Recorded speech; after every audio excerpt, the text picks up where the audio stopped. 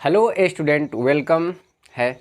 स्वागत है आप लोगों के आपके परिवार निराला स्टडी पर। तो प्यारे बच्चों, आज आप लोग को लेकर हम आए हैं क्वेश्चन, प्रीवियस ईयर्स का क्वेश्चन है जो कि एकदम वेरी क्या है, इम्पोर्टेंट है। और इस क्वेश्चन को आप बिल्कुल देखिए, ठीक है, और सीखिए कि कैसे कैसे डिस्कस भी हम लोग करेंगे इस क्वेश्चन पर, ठीक है।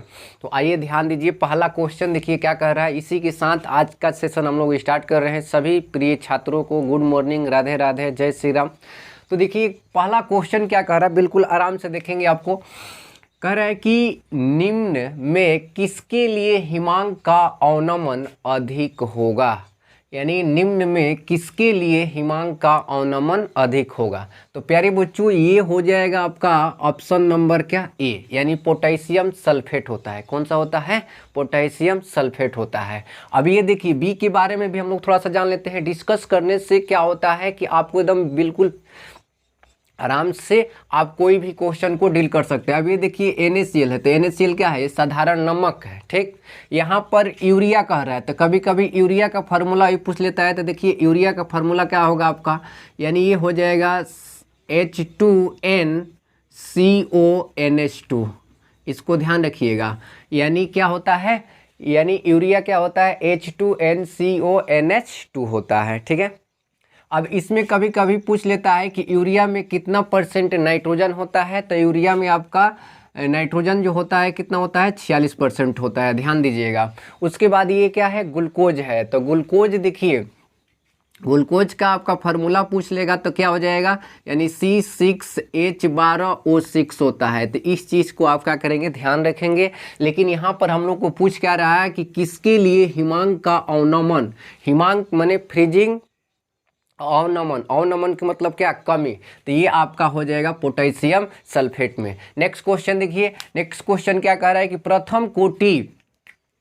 प्रथम कोटि की अभिक्रिया के लिए वेग स्थिरांक की इकाई होती है। तो कौन सा इकाई होती है? तो ये देखिए 2 का हो जाएगा आपका ऑप्शन नंबर क्या, ए। लेकिन यहाँ पर थोड़ा सा कंसेप्ट आप क्या करेंगे, सीख लेंगे, ठीक है, कि कंसेप्ट क्या है। कंसेप्ट के माध्यम से आपको बिल्कुल सिंपल तरीके से प्रथम कोटि का पूछे, द्वितीय कोटि का पूछे, तृतीय कोटि का, आप सब क्या कर सकते हैं, निकाल सकते हैं। तो देखिए यहाँ पर 2 का थोड़ा सा डिस्कस हम लोग कर लेते हैं। 2 का एकदम बिल्कुल आराम से आप देखिए।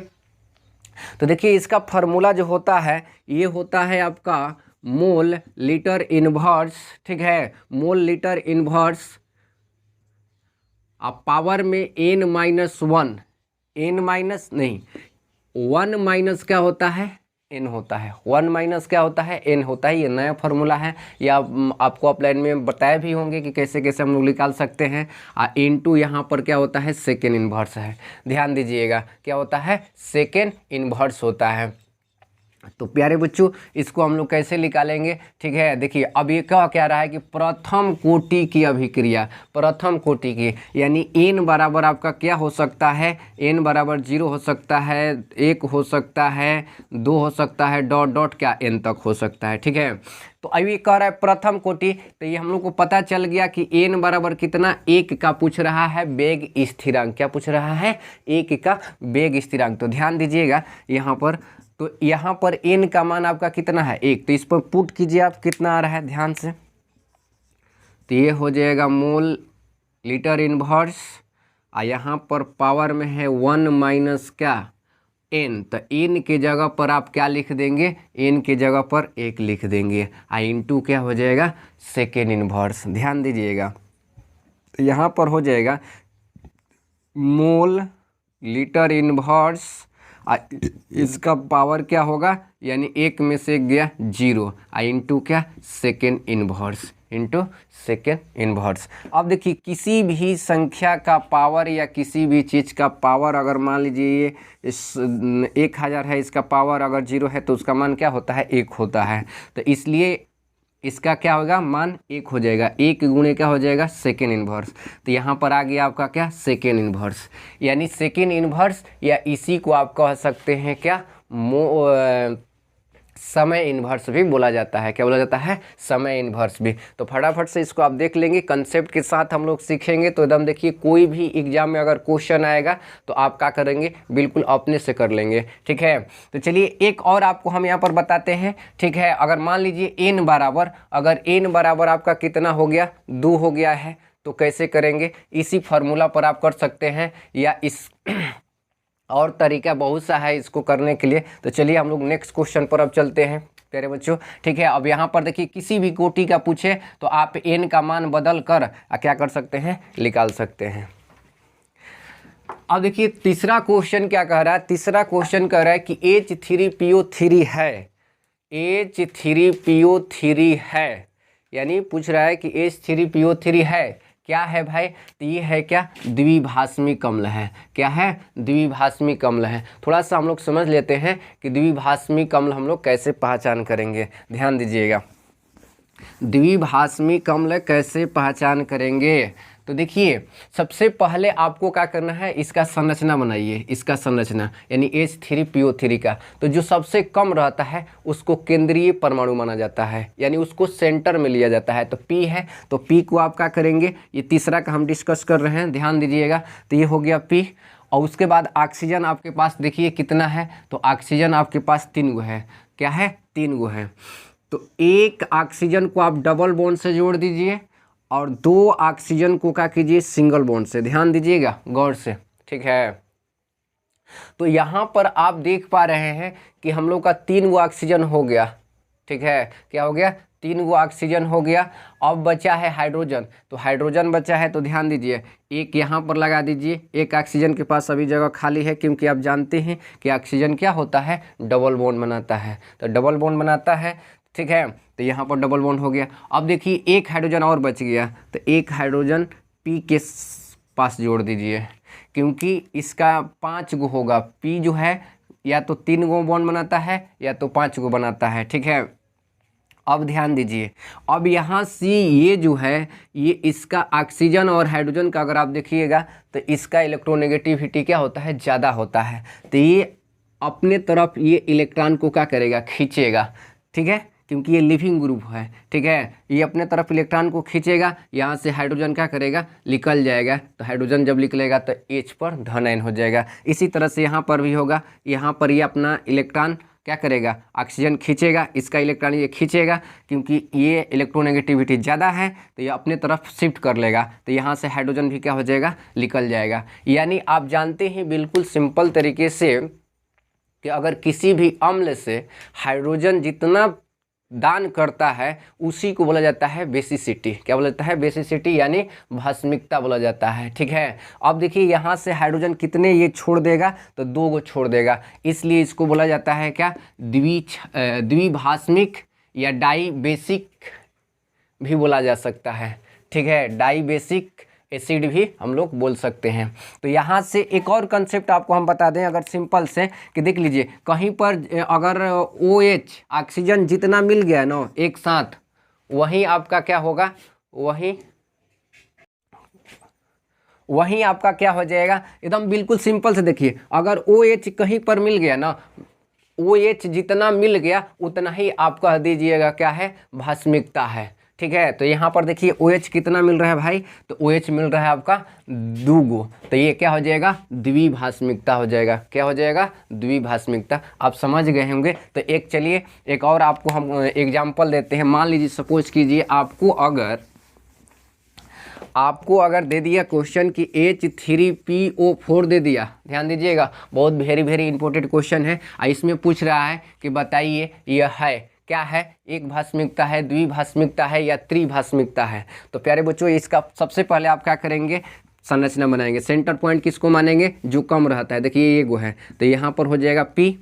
ठीक है, उसके बाद आपके पास ऑक्सीजन कितना है, ऑक्सीजन आपके पास हो गया कितना, यानी ऑक्सीजन आपके पास कितना है, 4 गो है। ठीक है, तो 1 2 3 4 ऑक्सीजन को हमने जोड़ दिया। गौर फरमाइए इधर। तो यहाँ पर अब क्या होगा, हाइड्रोजन आपके पास कितना है, 3 गो, तो यहाँ पर एक ऑक्सीजन के पास लगा दीजिए, इस ऑक्सीजन के पास, इस ऑक्सीजन के पास लगा दीजिए। ठीक है, हो गया। 3 गो हाइड्रोजन हो गया। लेकिन अभी देखिए इसका बॉन्ड पूरा नहीं, तो ये वो क्या होगा, ये डबल बॉन्ड से होगा। अब इसका पूरा हो गया। अब देख लीजिए आप बिल्कुल सिंपल तरीके से कि OH कितना आपको आ गया, OH कितना आया इसमें, तो इसमें आपका आ गया 3 गो, तो 3 गो आ गया, तो ये क्या हो जाएगा, त्रिभाषमिकता हो जाएगा। क्या हो जाएगा, त्रिभाषमिकता, त्रिभाषमिक हो जाएगा। क्या हो जाएगा, त्रिभाषमिक हो जाएगा। तो फटाफट से इसको आप समझ लेंगे, समझते हुए चलेंगे कि मेरी क्या भावनाएं हैं और हम कैसे कैसे आपको सिखा रहे हैं और आप किस तरह से सीख पा रहे हैं। ठीक है। और ये भी देखिए क्वेश्चन प्रीवियस ईयर्स का है, 2009 का क्वेश्चन है। टोटल क्वेश्चन हम लेकर आएंगे आप लोग के लिए और डिस्कस के साथ बताएंगे आपको, एकदम 1 नंबरिया क्या हो जाएगा, बिल्कुल क्लियर हो जाएगा। अब देखिए 4 नंबर क्वेश्चन कह रहा है कि निम्न में से कौन संक्रमण धातु का आयन अनुचुंबकीय है। क्या है, अनुचुंबकीय है। तो प्यारे बच्चों यहाँ पर आपको ध्यान रखना है कि अनुचुंबकीय पूछा है, तो अनुचुंबकीय का मतलब होता है अर्ध यानी आधा भरा हुआ ऑर्बिटल। ध्यान दीजिएगा, जैसे मान लीजिए इसका इलेक्ट्रॉनिक विन्यास बनाएंगे, ये क्या है, ऑर्बिटल है। ऑर्बिटल है तो अगर ये आधा भरा है, मान लीजिए DA है, ठीक है, अगर D है तो अगर ये आधा भरा हुआ है, गौर फरमाइएगा, ये आधा भरा हुआ है तो आपका क्या हो जाएगा, अनुचुंबकीय होता है। और जब पूरा भरा हुआ रहेगा तो उसको प्रतिचुंबकीय बोलते हैं। क्या बोलते हैं, प्रतिचुंबकीय। जैसे इसमें आधा भरा हुआ है, ठीक है, और इसमें आपका पूरा अगर भर जाएगा D में, ठीक है, D ब्लॉक का ये सब तत्व दिया है, तो कितना हो गया, 1 2 3 4 5। अब इसमें देखिए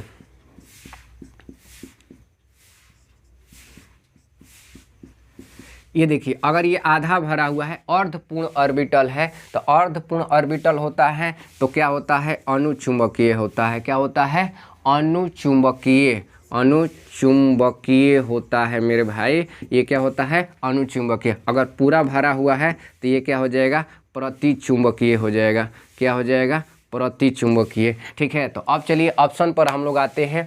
यहाँ पर देखिए कोबाल्ट है, निकेल है, यहाँ पर क्या है, कॉपर है। अब आप क्या करेंगे, इसका इलेक्ट्रॉनिक विन्यास बनाएंगे। पूछ रहा है क्या, आयनन अनुचुंबकीय, आयनन अनुचुंबकीय। तो पूछा सबसे पहले ऑप्शन क्या दिया है, कोबाल्ट दिया है। ध्यान दीजिएगा गौर से, कोबाल्ट का कितना होता है 27 और 2 गो इस पर प्लस है। 2 प्लस के मतलब क्या होता है, यानी 2 गो इसने दान कर दिया है। ठीक है। अब यहाँ पर देखिए इसका इलेक्ट्रॉनिक विन्यास बनाइए, शॉर्ट हैंड से आपको सिखाया गया है। तो ये हो जाएगा आर्गन 18 और ये हो जाएगा 4s2। क्या हो जाएगा, 4s2 हो जाएगा। और 3d, ध्यान दीजिएगा गौर से, 3d क्या हो जाएगा, 18 2 20 और 5, 20 और 5 कितना हुआ, 25 हुआ। ठीक है। हम लोग को कितना तक का बनाना है, 27 तक का बनाना है। तो यहाँ पर कितना हो जाएगा, ध्यान दीजिएगा, यहाँ पर कितना हो जाएगा आपका, 7 हो जाएगा। होगा कि नहीं होगा, 7 हो जाएगा। यानी कॉपर पर 2 प्लस है। ठीक है। तो इसने मतलब, इसका मतलब ये 2 इलेक्ट्रॉन को क्या किया है, खो दिया है। जब यहाँ से हम इसको निकाल देंगे, ध्यान दीजिएगा, इसको निकाल देंगे तो ठीक है, यहाँ से अगर हम लोग निकालेंगे इसको तो ये अब कितना बचेगा, 3d 7 बचेगा। तो 3d जब 7 बच गया तो देखिए, तो ये अनुचुंबकीय होगा, नहीं होगा। क्यों नहीं होगा, क्योंकि आधा भरा होना चाहिए। ये तो आधा भी नहीं है, पूर्ण रूप से आधा नहीं भरा हुआ है। ठीक है ना, पूरा है। अब चलिए आगे चलते हैं, हम लोग फिर जांच करेंगे। तो इसमें अगर जांच करेंगे, देखिए अगर 28 का बनाएंगे तो यहाँ पर 8 हो जाएगा, अब 8 हो जाएगा और ये 2 गुदान कर देगा, यानी डी पर कितना आ जाएगा, 8 आ जाएगा। चलिए अब देखिए यहाँ पर 9 पर हम लोग जांच करते हैं, कॉपर पर। तो कॉपर पर कितना हो जाएगा, 9 होगा। और 2 गो एजा से एस खत्म हो जाएगा, सिर्फ क्या होगा, एस खत्म हो जाएगा सभी के लिए, क्योंकि 2 गुदान कर रहा है। तो यहाँ पर देखिए डी में भी पूर्ण रूप से नहीं भरा है। अगर पूरा रूप से भरा हुआ रहता है तो क्या होता है, प्रतिचुंबकीय होता है। क्या होता है, प्रतिचुंबकीय। तो अब चलिए हम लोग ऑप्शन नंबर क्या, डी को जांच करते हैं। अगर डी पर यहाँ पर हम लोग क्या करेंगे, अब 10 रखेंगे, क्योंकि इसका 30 हो जाता है। किसका, यानी जिंक का बना रहे हैं, तो जिंक का अगर देख रहे हैं तो 30 हो जाएगा। तो 30 हो जाएगा तो 2 गो तो निकल गया, तो ये हो जाएगा। तो ये क्या हो जाएगा, प्रतिचुंबकीय। लेकिन ये क्वेश्चन बैंक में क्वेश्चन ही क्या किया है, गलत दे दिया है। ठीक है, इसको हम लोग कह सकते हैं कि क्वेश्चन ही गलत है। अगर यहाँ पर प्रतिचुंबकीय रहता, देखिए आंसर इसका क्या दिया है, आंसर इसका दिया है जिंक, बुक में क्या दिया है, जिंक। तो यहाँ पर अनुचुंबकीय नहीं, यहाँ पर क्या होना चाहिए, प्रतिचुंबकीय होना चाहिए, प्रतिचुंबकीय। ध्यान दीजिएगा, क्या होना चाहिए, प्रतिचुंबकीय। ठीक है, तब जाके ये ऑप्शन नंबर कौन सा होगा आपका, डी होगा। कैसे, जैसे मान लीजिए जिंक है और जिंक का बना लीजिए आप, तो ये हो जाएगा आर्गन, ठीक है 18 और 4s2 और 3d क्या हो जाएगा, 3d 10 हो जाएगा ना। अब देखिए 2 गो इस पर प्लस है, तो 2 गो प्लस किससे निकलता है, डी से नहीं निकलता है, ये एस ले, तो एस पर क्या हो जाएगा, यहाँ पर 0 हो जाएगा। ठीक, यहाँ से 2 इलेक्ट्रॉन निकल गया, तो ये हम लोग का कितना का बन गया, यानी 28 का बन गया, 28 का बन गया। तो डी में देखिए पूरी तरह से क्या है, भरा हुआ है, तो भरा हुआ है तो क्या कहते हैं, इसको प्रतिचुंबकीय है कहते हैं। तो इसलिए आंसर क्या हो जाएगा यहाँ पर आपका डी हो जाएगा। आप डाउट नोट पर सर्च करके भी देख सकते हैं या गूगल पर भी सर्च करके देख सकते हैं इसको। ठीक है, तो थोड़ा सा ये क्वेश्चन हमको लग रहा है कि क्वेश्चन ही गवर्नमेंट का किया था कि गलत दे दिया था एग्जाम में, प्रतिचुंबकीय, क्योंकि आंसर यहाँ पर क्या होना चाहिए, जिंक पर 2 गो प्लस होना चाहिए। ठीक है, जिंक पर 2 प्लस का आंसर दिया है, तो ये अगर पूरी तरह से भर गया तो पूरी तरह से आपको पता है कंसेप्ट नो कि भरा हुआ रहता है तो क्या कहते हैं, प्रतिचुंबकीय।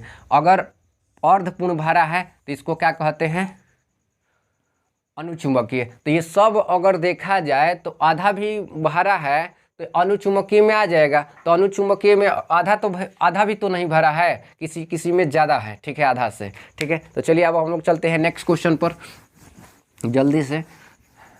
अब देखिए ये क्वेश्चन कौन नहीं बता देगा, आप 10 क्लास से ही आप पढ़ कर रहे हैं। अयस्क में उपस्थित अशुद्धियों को क्या कहते हैं, अयस्क में अशुद्धि है उसको क्या कहते हैं, गैंग कहते हैं या मैट्रिक्स कहते हैं या इसी को अधात्री बोलते हैं। तो देखिए ऑप्शन नंबर आपको गैंग कहाँ दिखाई दे रहा है, तो ऑप्शन नंबर कौन सा हो जाएगा, बी नंबर हो जाएगा। 5 का कौन सा होगा, बी नंबर। अब ध्यान दीजिएगा 6 नंबर क्वेश्चन पर आते हैं हम लोग। ये निकेल है और ये आपका CO और 4 है। में कह रहा है कि निकेल का ऑक्सीकरण संख्या बताइए। तो प्यारे बच्चों आपको ध्यान रखना है कि जिसका पूछे, ठीक है, जिसका अगर आपको पूछे उसका एक्स मानना है। लेकिन यहाँ पर कंसेप्ट ध्यान रखेंगे कि कुछ लिगेंड ऐसे होते हैं, जैसे मान लीजिए ये है CO कार्बोनिल है, तो इसका ऑक्सीकरण संख्या क्या होता है, 0 होता है।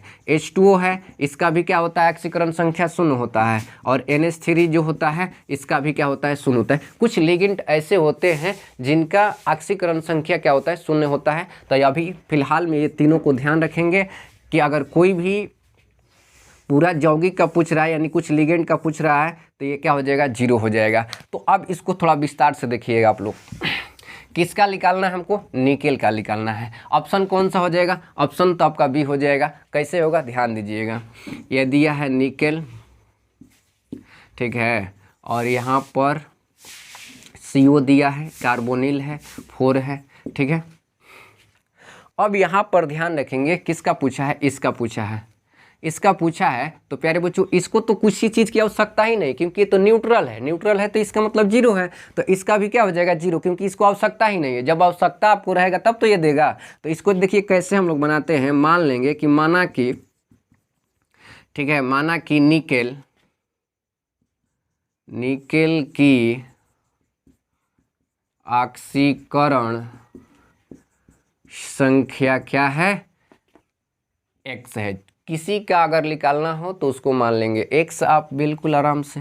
अब देखिए इसका जो है CO का जो है, CO का ऑक्सीकरण संख्या जो होता है, ऑक्सीकरण संख्या जो होता है वो क्या होता है, 0 होता है। अब इसको वैल्यू रखिए, देखिए टोटल बराबर क्या होता है, 0 होता है। तो निकेल देखिए एक कहीं है तो x गुणे 1 कर दीजिए, ठीक है। अब प्लस कार्बोनिल, तो कार्बोनिल का क्या है, 0 है, तो 0 गुणे कितना हो जाएगा, 4, और बराबर में क्या, 0।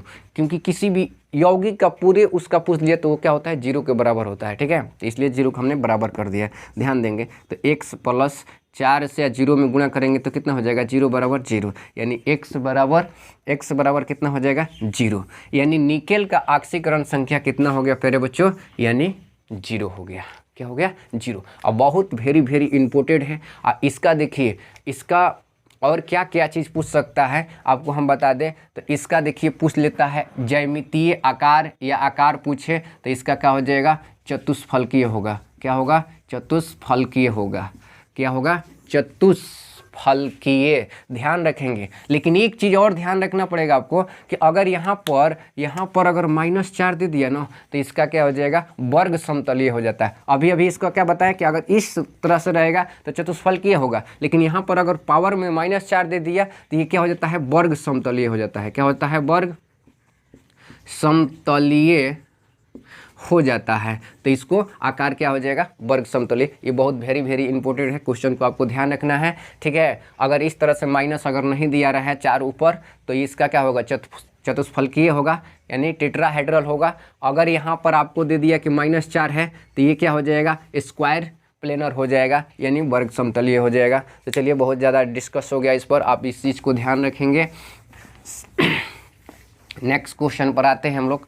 तो नेक्स्ट क्वेश्चन देखिए क्या कह रहा है, कह रहा है कि निम्न में कौन सी दवा बुखार को कम करता है। तो बुखार को कौन कम करता है, तो चलिए एक एक के बारे में हम लोग जानते हैं। ये देखिए एनाल्जेसिक दिया है, तो ये जो होता है पीड़ाहारी होता है। ये कैसा दवा होता है, पीड़ाहारी, यानी अगर दर्द हो रहा है आपके शरीर में तो ये आपको निवारण कर सकता है, ठीक है। अब देखिए एंटीबायोटिक जो है ये क्या करता है, आपके शरीर में बैक्टीरिया को ये क्या करता है, कम करता है। जैसे हो जाता है ना स्किन पर किसी चीज़ का अगर कुकलाने लगता है तो ये क्या करता है, बैक्टीरिया को कम करता है। अब देखिए तीसरा के बारे में हम लोग जानते हैं, C नंबर, यानी एंटीपायरेटिक, इसको ज्वरनाशक भी बोला जाता है। यही क्या करता है, बुखार को कम करता है। जैसे आप जानते हैं मोनोसेफ हो गया, ठीक है। मोनोसेफ क्या करता है, बुखार को कम कर देता है। एस्पिरिन भी है, ठीक है। तो ये क्या है, ये एंटीपायरेटिक है। और देखिए ट्रैंक्विलाइजर जो है ये आपका क्या करता है, ये बेहोशी करने का काम करता है। जिससे मान लीजिए किसी का माइंड काम नहीं कर रहा है, उसको सोने के लिए देना है तो आप दे सकते हैं। तो अब बताइए कि कौन सा होगा ऑप्शन, यानी ऑप्शन हो जाएगा आपका कौन सा, C नंबर। कह रहा है कि निम्न में से कौन सी दवा बुखार को कम करता है, तो एंटीपायरेटिक करता है, इसको ज्वरनाशक भी बोलते हैं। नेक्स्ट क्वेश्चन, अब देखिए 8 नंबर क्वेश्चन कह रहा है कि मिथाइल एमीन बनाया जा सकता है। मिथाइल एमीन कैसे बनाया जा सकता है, किस अभिक्रिया से, तो प्यारे बच्चों ये होगा हाफमैन्स ब्रोमाइड अभिक्रिया से। क्या होगा, हाफमैन ब्रोमाइड अभिक्रिया, यानी 8 का आंसर हो जाएगा आपका कौन सा, B नंबर। नेक्स्ट क्वेश्चन कह रहा है कि एल्किल हाइलाइड को एल्कोहल में बदला जाता है, यानी एल्किल हाइलाइड को, जैसे मान लीजिए सपोज कीजिए R और ये क्या हो गया X, आप प्लस इसमें आप ले लिए KOH, ये क्या है, एक्वा सॉल्यूशन है में अगर आप ले लेंगे तो क्या होगा, यहाँ से X तो आइए ध्यान दीजिए, यहाँ पर ये R और X एल्किल हाइलाइड हो गया और ये KOH हो गया, एक्वा सॉल्यूशन यानी जलीय विलयन में है प्यारे बच्चों। तो अब देखिए यहाँ से X और ये क्या K, आप समझते हैं ये पोटेशियम प्लस होता है, ये नेगेटिव होता है, एक पॉजिटिव नेगेटिव को लेकर क्या करेगा, बाहर निकल जाएगा। क्योंकि रिएक्शन का ही रूल है कि पॉजिटिव नेगेटिव के साथ जाएगा और नेगेटिव पॉजिटिव के साथ जाता है, ठीक है ना। तो यहाँ पर देखिए ये क्या हो जाएगा, K और X हो जाएगा, ये बाहर निकल जाएगा और R के साथ क्या हो जाएगा, OH जुड़ जाएगा। तो कैसा अभिक्रिया हो रहा है भाई, तो ये अभिक्रिया आपका हो रहा है विलोपन अभिक्रिया, एक दूसरे को ये क्या कर रहा है, हटा रहा है। तो कौन सा अभिक्रिया हो रहा है, विलोपन अभिक्रिया हो रहा है, समझ गए होंगे, ठीक है। तो चलिए हम लोग नेक्स्ट क्वेश्चन पर चलते हैं, ठीक है ना। तो चलिए नेक्स्ट क्वेश्चन देखिए क्या कर रहा है। नेक्स्ट क्वेश्चन पर हम लोग, ये क्वेश्चन नंबर कौन सा है, 9 है। तो 9 का आंसर कौन सा हो जाएगा, तो 9 का हो जाएगा विलोपन अभिक्रिया द्वारा इसको क्या किया जाता है, बनाया जाता है, ठीक है। और 8 का तो अभी अभी आपको बताएं कि हाफमैन ब्रोमाइड अभिक्रिया होगा, ठीक है। अब इधर देख लीजिए आ रहा है ना, चलिए इधर अब 10 नंबर क्वेश्चन पर हम लोग आते हैं प्यारे बच्चों। ये आपका प्रीवियस ईयर्स का क्वेश्चन है और ये आपको अच्छा लगे तो ठीक है, तो वीडियो को शेयर भी कर दीजिए और लाइक भी कर दीजिएगा, ठीक है। तो चलिए देखिए, ये कह रहा है कैप्रोलैक्टम किसका मोनोमर है, मोनोमर, ठीक है। आप पढ़े होंगे यूनिट 15 में बहुलक में ये पढ़ाया गया है। आप वीडियो पर सर्च कर कर भी आप क्या कर सकते हैं, यूट्यूब पर पता कर सकते हैं, ठीक है। हम पता इसको पढ़ाए हैं। तो यहाँ पर देखिए कौन सा हो जाएगा, नाइलन 6 हो जाएगा, यानी 10 का आंसर कौन सा होगा प्यारे बच्चों, यानी C होगा। देखिए आ गया ना क्वेश्चन, कह रहा है कि निकेल, ठीक है, निकेल और CO4 है कि ज्यामितीय है, यानी इसका ज्यामितीय क्या होगा, अभी अभी तो आपको बताएं, तो बताइए आप लोग क्या होगा, चतुष्फलकीय होगा। क्या होगा, चतुष्फलकीय होगा। ठीक है, अब वर्ग समतलीय भी होता है मेरे प्यारे बच्चों, लेकिन कब होगा, जब यहाँ पर -4 अगर दे देगा तो उस वक्त आपका क्या हो जाएगा, बी नंबर आंसर हो जाएगा। ठीक है, लेकिन फिलहाल में क्या पूछा है, ये यहाँ पर माइनस नहीं दिया था, तो यहाँ पर क्या हो जाएगा, चतुष्फलकीय हो जाएगा। ठीक है, अब देखिए 12 नंबर क्वेश्चन क्या कह रहा है, नेक्स्ट क्वेश्चन पर आते हैं हम लोग। कह रहा है कि क्लोरोबेंजीन DDT देता है, क्या देता है भाई, जब वह अभिक्रिया करता है तो किससे अभिक्रिया कर कर क्या देगा, ये चीज़ आपको ध्यान रखना है। तो इसका ऑप्शन नंबर हो जाएगा क्या, बी। क्या हो जाएगा, बी। आप DDT में पढ़े होंगे, DDT का खोज किसने किया था, आप लोग कमेंट कर कर बताएंगे। ठीक है कि DDT का खोज किसने किया था, तो आप लोग को पता है, बताया भी गया था कि पाल मुलर थे। ठीक है, पाल मुलर थे। इसका देखिए क्या हो जाता है, CCl3, ध्यान दीजिएगा, और CHO होता है, इसका कभी कभी फार्मूला ही पूछ लेता है, क्या होता है, CCl3 और CHO होता है। ठीक है, तो यहाँ पर ऑप्शन नंबर कौन सा हो जाएगा, बी नंबर हो जाएगा। ठीक है, अब देखिए 13 नंबर क्वेश्चन क्या कर रहा है, ध्यान दीजिएगा गौर से।